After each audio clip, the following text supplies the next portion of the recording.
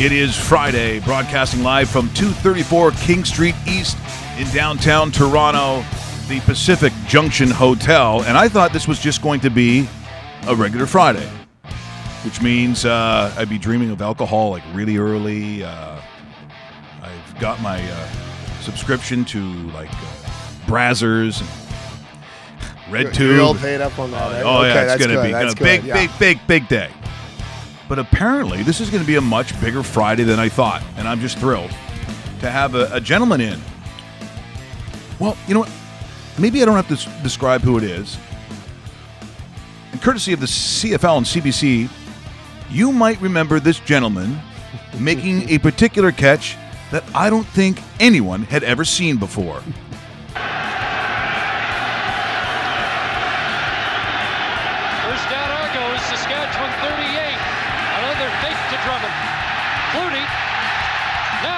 Rid of it for Masotti, incomplete. Good coverage there by Todd McMillan. Masotti now up with the football. Let's see, are they ruling that a catch? Well, Chris, we were screened by the players on the sideline of the Saskatchewan bench, and the ball popped in the air, and then Masotti caught the ball while laying on the ground. Wow. Then got up and made a nice run down the sideline. Carol Ulmer was there, but he made a super catch. Ulmer is there, may have gotten there a little early, but the ball pops loose, lands right in the lap of Masotti. And there he is, and now in studio, the one and only Paul Masotti. Masotti, thanks so much for joining us on rawmike.richards.com. Great to be here. I'm looking at that catch. Now, at the time, correct me if I'm wrong, but are you looking for a flag? I was looking for a flag. There was no replay. And luckily, there's the only one cheek in rule in the CFL, not the two cheek rule, or it would have been a very different time. And I was at that game, and I remember, just sort of watching what was the culmination, I think, that year of real excellence. I mean, you played on some really good teams. I even think of the catch you made in the Grey Cup where Matt Dunnigan throws the ball in Winnipeg. I was at that one. 91. I was at that one. I mean, that was freezing. Yeah, yes, it was. Yeah. John Candy's lips were just frozen, and even the Crown Royal wasn't helping at that time. But I said those teams that you played on, and you were so important to those teams. And when you're looking at a clip like that, like, does it all just come flashing back, or is it with you all the time? Because people don't know the level that you played at was the highest of professional levels. But in looking at that, I sort of get the feeling like different feelings come back when you see that.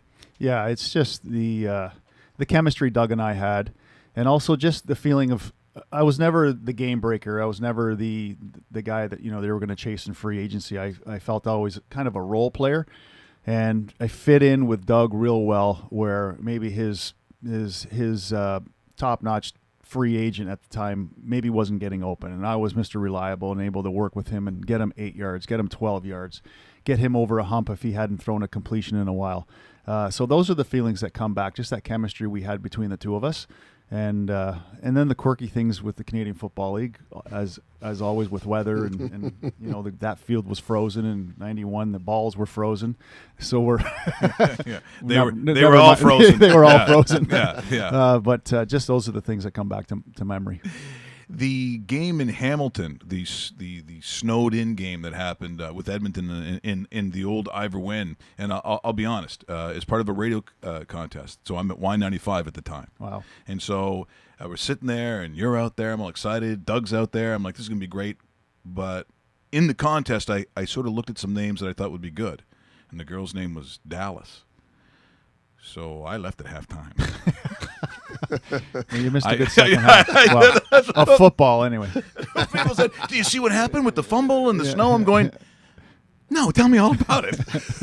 But it sounds like a great game. Yeah. But again, I look at the career and, talking about Doug Flutie, of course, as you honor this team this weekend at the game, and people have so many questions about Doug, and I understand it. I mean, he's probably one of my favorite athletes of all time. Like, he truly is.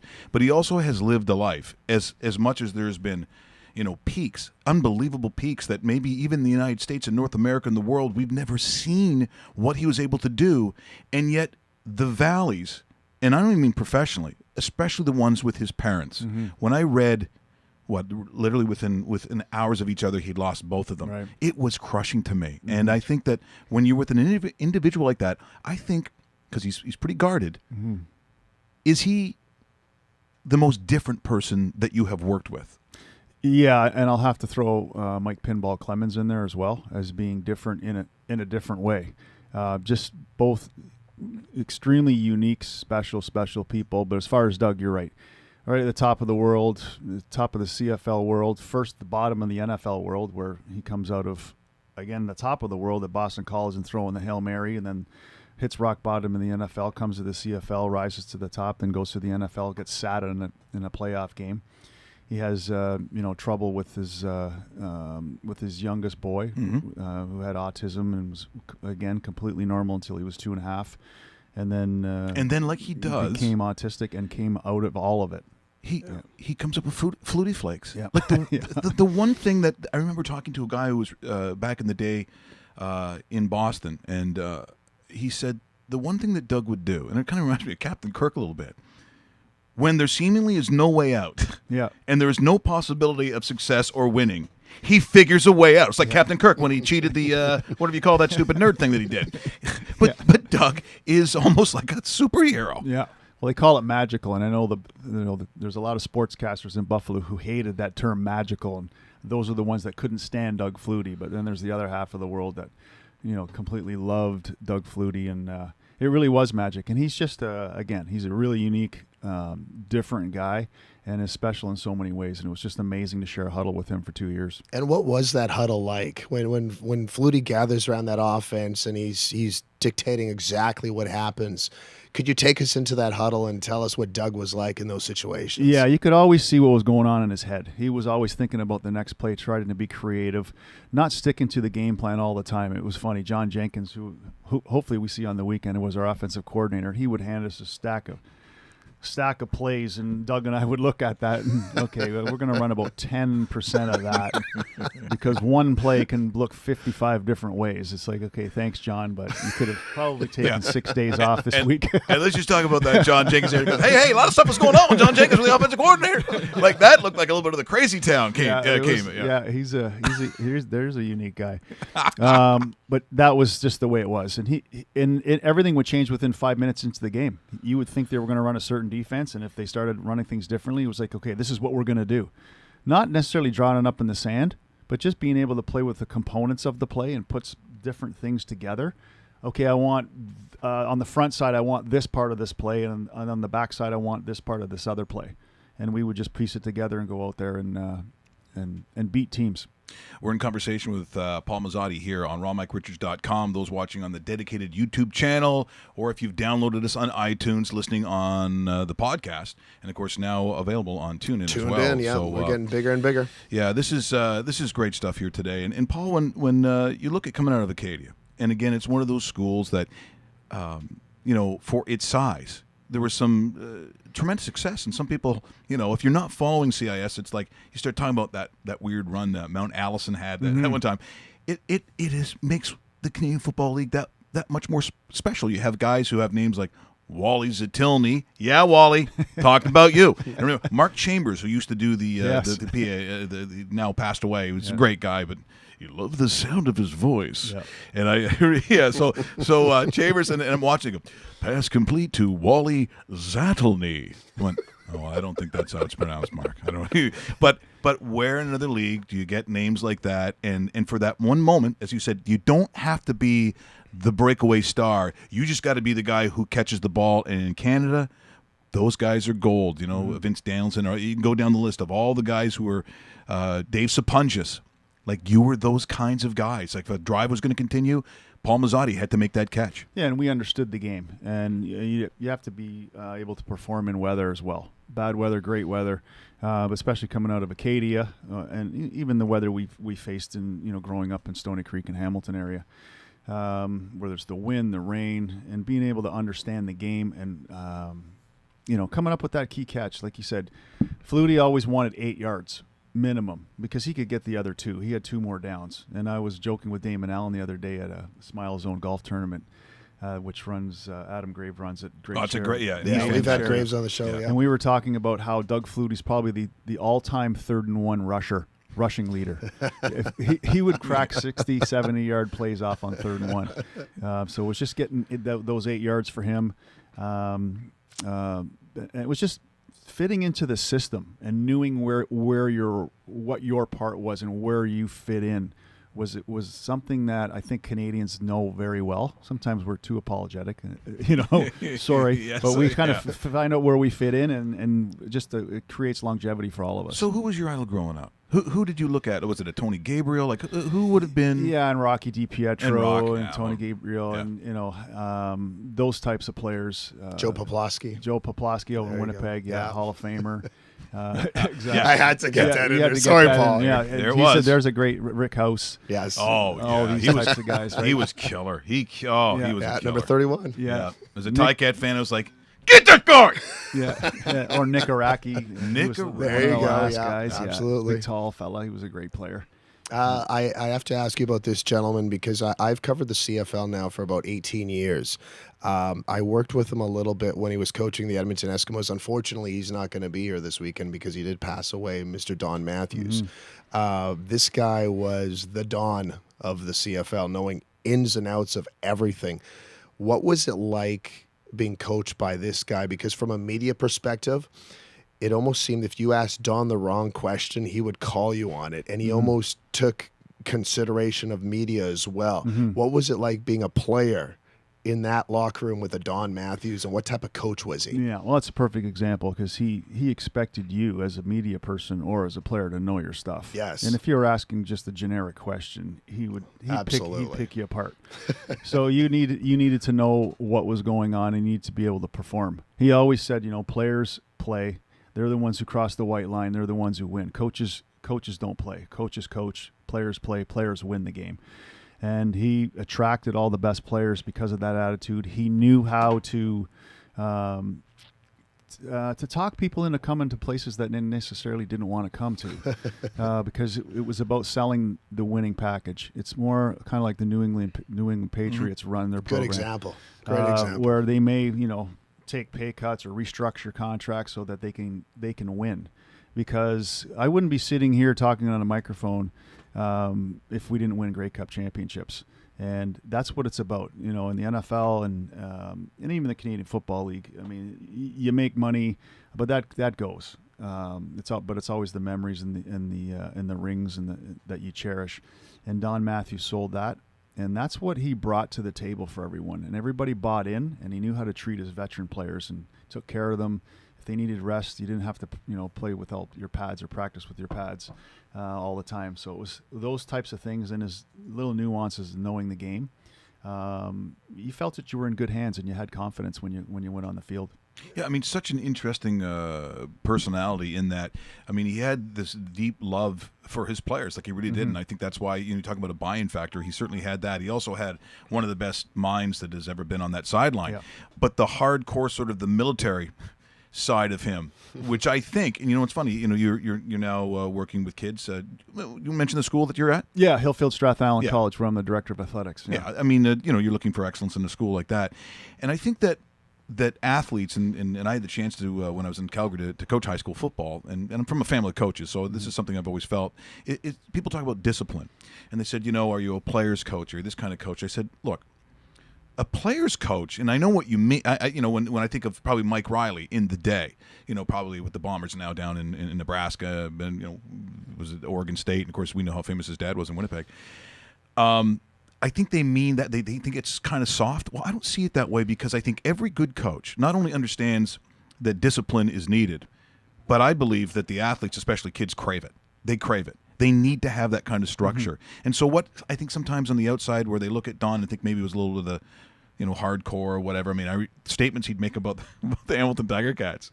I think he said publicly, I will never lose to the Hamilton Tiger Cats. And you know what? I don't think he did. Yeah. I don't think the Tiger Cats ever beat one of his teams, including the Lance Chomick. I forgot my tee. And he goes to the sidelines and they throw the pass. I'm like, you like it and that was, oh my God, that was so bad. And yet, who has the balls to do that? Well, Yeah. Don does. Well, he was one of the coaches that actually ran fakes. You know, you practice him for 5-6 seasons. It's like, oh, yeah, we're really going to run this. But he would call it. And this fella in studio here was a part of that. Oh, he was, you. He was the one of the equipment guys who was pretending that he still had the tee. Oh, I'm going to have to look at that. I'm going to have to go back and take a look at that. Wow. So, of course, he's a part of it. And being Suey the way he is, right away, first 10 seconds. Are we going to run it now? Are we going to run it now? Oh, you're selling it. You're just selling it. Jason, stop. Because it's run it now. It's Portuguese, right? It's Portuguese. Yeah. Maltese. Oh, Maltese. I knew it was one of the Eases. So this is the because we have to call this the Maltese fake. Yeah, that's what that's. And gonna then be the now. other side of Don Matthews came out and said, basically, Suey, would you sit down when the fake's we're gonna run the fake? I'm gonna let you know. Now go sit awesome. down. When you compare, and this. By the way, and we should tell everybody about this. They're celebrating the back-to-back Grey Cups with Grey Cup or throwback pricing. It's on Monday the 24th against the Ottawa Red Blacks. So definitely get down to BMO Field and check out some Monday Night Football. When you compare the 96 and 97 team, was there any comparable differences in your mind? I don't think there were. I think there were so many players that were there. The key ones. There were some players that came in 97 who were drafted and who were free agents. But see, that's the consistency of those teams, I think, right. which is why you won those championships. Yeah, and why we're doing 2 years together. Yeah. I say we're getting ripped off a celebration next year. Or no, we got ripped off last year. Anyway, so they're putting them together, and I said, what a great idea to bring them all back. But I think the second year was, first year was let's prove how good we are and win. And we put all the pieces together, and we cannot blow this. We've got Don Matthews, Doug Flutie, Mike Pinball Clemens, Robert Drummond. We've got crazy defense. We need to Mike Vanderjack kicking field goals. Yeah. We need to put this together. And then year two was let's go. That was a lot of fun. Let's keep the cup. Right. And when somebody else hoisted the cup the third year, I was like, this is wrong. Somebody else is holding our Grey Cup. That's been in my living room for 2 years, and now somebody else has it. And it was just wrong. 98. That was the Hamilton Calgary Grey Cup. Is that what that was? I think it was. Calgary won it. Where Archie Emerson. Yes, they had that collision at that one point when he was, and then it was a field goal. That's right, because Jeff Garcia was the quarterback. Yeah. Jeff Garcia, and see that's the other thing too about the CFL. When you get into these, I don't get into arguments because I'm a football guy. Mm-hmm. So if you talk about high school football, or CIS, or NCAA football, CFL, NFL, it's just one thing to me. Right. And I think real football people, and you watching, how many times I get into this conversation. I don't fight with people over popularity because it's stupid and quite frankly, it's immature and usually shows that you have a real lack of knowledge about the actual game of football. Now, if you want to be in the fantasy leagues and your fantasy pools, and I get all that stuff, it's fun, but don't trade that off because in the depth chart, the third defensive back for the Jacksonville Jaguars, and that's your world of football, and then you equate it to NFL only. It's what you are. You're an NFL/fantasy fan. That's fine. But don't sit there and turn around and take a look and say, well, the CFL, you get guys here. It's sort of a minor league system where if they're really good, they go to the NFL. Well, I've got to be honest, for a country this size, for the few teams that we have, for the population that we have, the quality of athlete that steps on that field, we're talking about All-Americans. We're talking about Heisman Trophy winners. We're talking about Canadian kids who come out of nowhere playing the CIS. They might have a year or two, maybe, and look at Fetterkill and guys like that. And they go down and play for Super Bowl teams. Yeah. I mean, it is a great league. I have no problem. Jeff Garcia or Warren Moon or Joe Theismann coming up, and we get to see those kinds of athletes play for the kind of money that we offered at the time, and then go down and star in the NFL. CFL fans take great pride in ownership, and I think guys like Doug Flutie, for instance, they embrace that, and almost the first thing out of their mouth was, first of all, I want to thank the CFL, and people are like, what? Why? Because it brought that fun back, that imagination, that kind of thing that I think that keeps us coming back wanting more. And that's why I think Dave and myself have been, I've been going to Hamilton games since, that picture I showed was 1971 on the front page of the Spec. My dad and I going to the home and home. It was the Ottawa Rough Riders back in the day. It's Garney Henley and Angela Mosca. The only thing that bothers me now, and we talk about this from time to time, some of the rule changes and some of the things that have been implemented are, and this is even guys who coached at the high school level, the challenging all the time and the flags is starting to get on my nerves. So my thinking is, and I want to get your take on this, and this is my philosophy.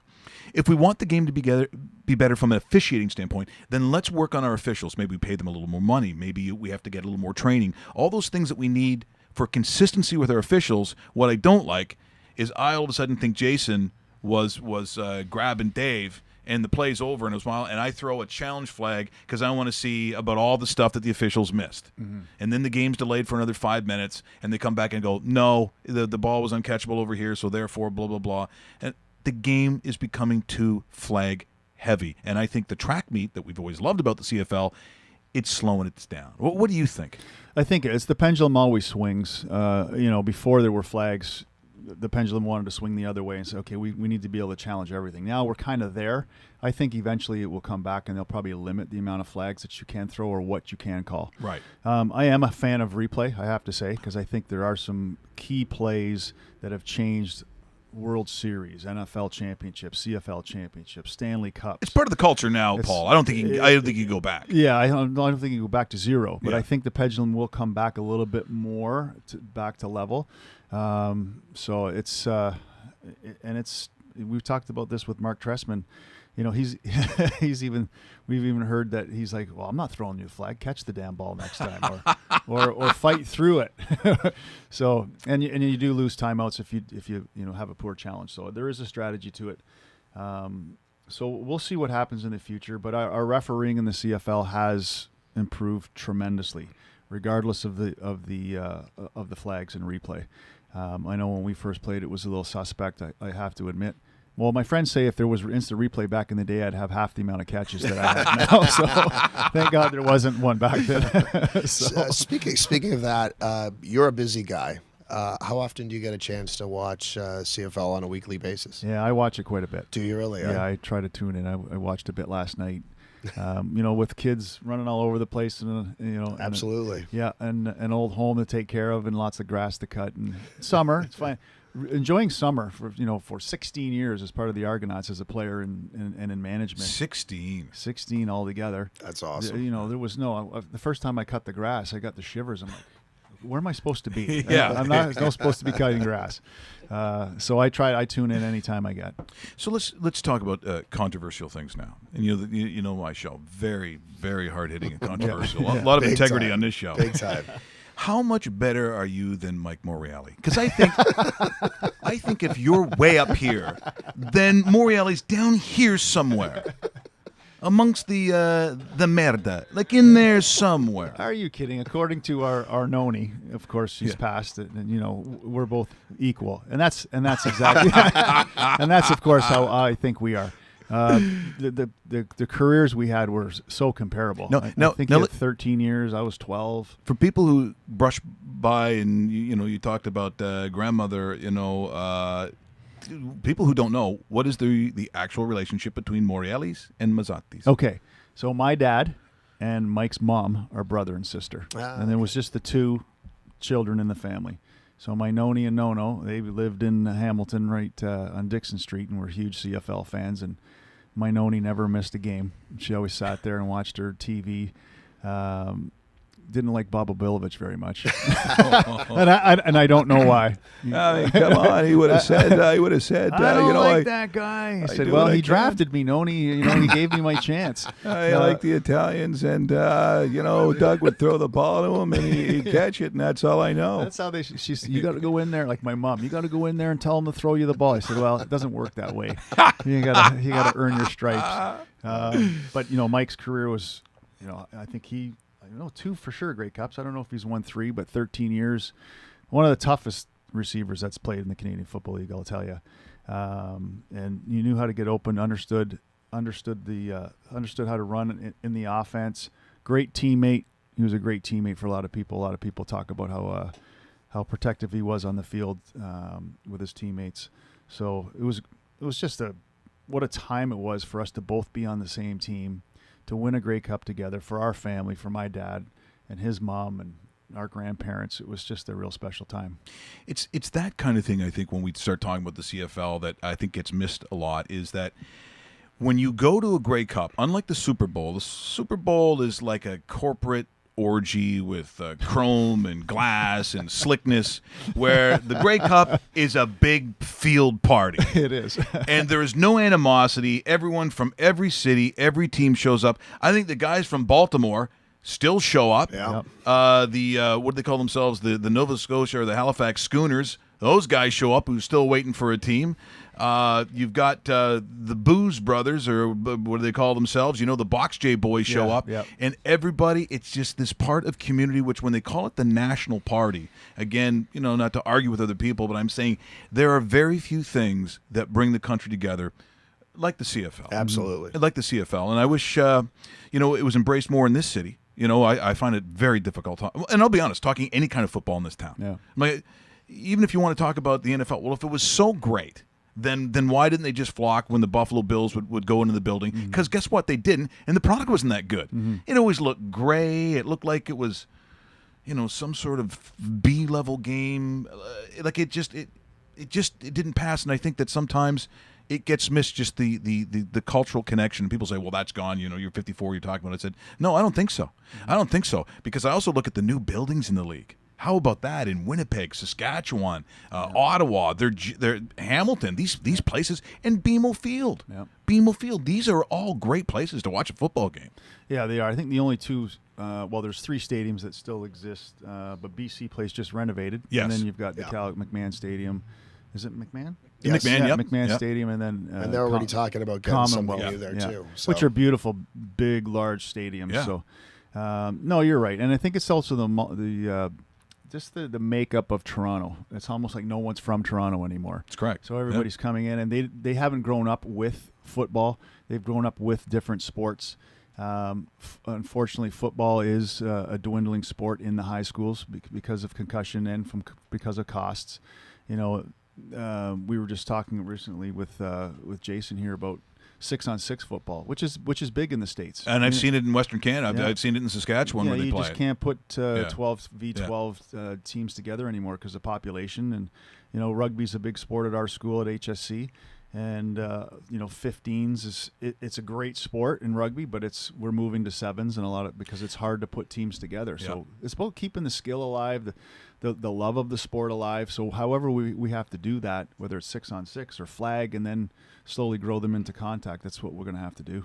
Well, you know what, Paul? It's been awesome having you here. I know I talked to you off air that I'm a Bomber fan, Right. but I know as soon as you came onto the field, that was a guy that was very respected in across the CFL. It was a pleasure getting to know you a little bit today, and thanks a lot for coming down. Yeah, well, I thank you. Funny part about going to Winnipeg was Oh, no. Yeah. Let's hear that story. Other than Hamilton, Yeah, oh, yeah, other than Hamilton. Hamilton, boy, did I get abused in Winnipeg.